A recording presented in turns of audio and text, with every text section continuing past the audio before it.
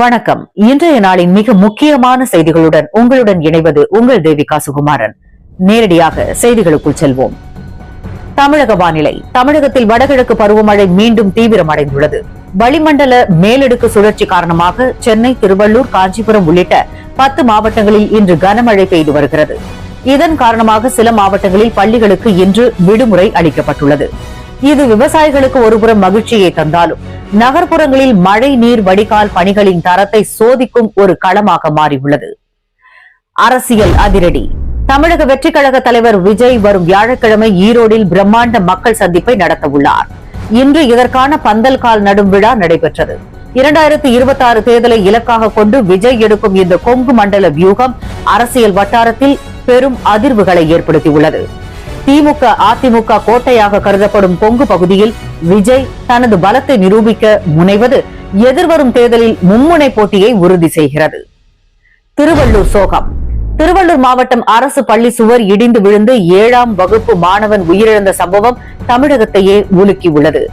உயிரிழந்த மாணவனின் குடும்பத்திற்கு 10 லட்சம் ரூபாய் நிவாரணம் அறிவித்துள்ள முதல்வர் மாநிலம் முழுவதும் உள்ள 50 ஆண்டுகளுக்கும் மேலான பள்ளி கட்டிடங்களை இடிக்க உத்தரவிட்டுள்ளார்.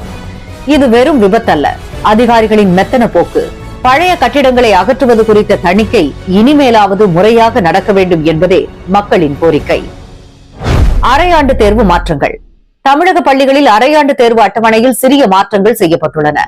கனமழை மற்றும் உள்ளாட்சி தேர்தல் முன்னேற்பாடுகள் காரணமாக தேர்வுகள் தள்ளி வைக்கப்படலாம் என்ற வதந்திக்கு முற்றுப்புள்ளி வைத்த பள்ளி கல்வித்துறை தேர்வுகள் திட்டமிட்டபடி நடக்கும் என தெளிவுபடுத்தியுள்ளது. மாணவர்களின் பாடத்திட்டத்தை விரைந்து முடிக்க ஆசிரியர்கள் திணறி வரும் நிலையில் இந்த தெளிவான அறிவிப்பு குழப்பத்தை தீர்த்துள்ளது.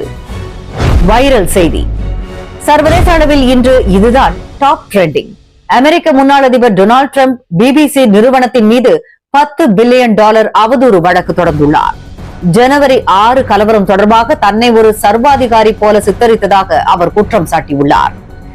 அமெரிக்க தேர்தல் நெருங்கும் வேளையில் ஊடகங்களை ஒடுக்கும் அல்லது தற்காத்துக் கொள்ளும் டிரம்பின் இந்த ஆக்ரோஷமான அணுகுமுறை உலக அரசியலில் ஒரு முன் உதாரணமாக பார்க்கப்படுகிறது. தமிழகத்தின் $1 டிரில்லியன் கனவு. இந்தியாவிலேயே அதிக அந்நிய முதலீடுகளை ஈர்க்கும் மாநிலங்களில் தமிழகம் 2வது இடத்தை தக்க வைத்துள்ளது. இன்று வெளியான ரிசர்வ் வங்கி அறிக்கையின்படி தமிழகத்தின் உற்பத்தி துறை 16% வளர்ச்சியை எட்டியுள்ளது. இது 2030க்குள் $1 டிரில்லியன் பொருளாதார இலக்கை அடைய உதவும். கல்வி மற்றும் உள்கட்டமைப்பில் தமிழகம் காட்டும் வேகம் மற்ற தென் மாநிலங்களுக்கு ஒரு ஆரோக்கியமான போட்டியை கொடுத்துள்ளது.